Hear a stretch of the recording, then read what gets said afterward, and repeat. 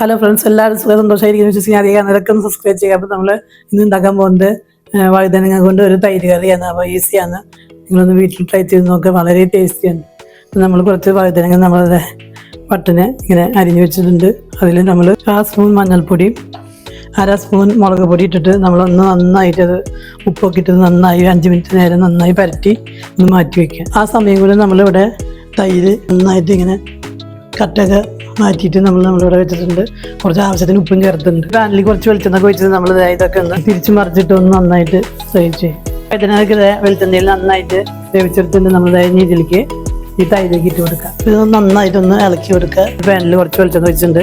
നമ്മളതിലേക്ക് സ്വല്പം കടുകും പൊട്ടി വരുമ്പോൾ നമുക്ക് സ്വല്പം ഉലുവ നന്നായിട്ട് പൊട്ടി വന്നപ്പോൾ നമ്മൾ കുറച്ച് കറിവേപ്പില ഇട്ട് കൊടുക്കുക. ചോന്നിൽ ചെറുതായി അരിഞ്ഞൊന്ന് ബ്രൗൺ കളറായി കഴിഞ്ഞ് വരുമ്പോൾ നമ്മൾ 1 സ്പൂൺ മുളക് പൊടിയും ചേർത്ത് കൊടുക്കുക. വഴുതനങ്ങ കൊണ്ട് നല്ല തൈര് കറി വീട്ടിലെല്ലാവരും ഒന്ന് ട്രൈ ചെയ്ത് നോക്കുക.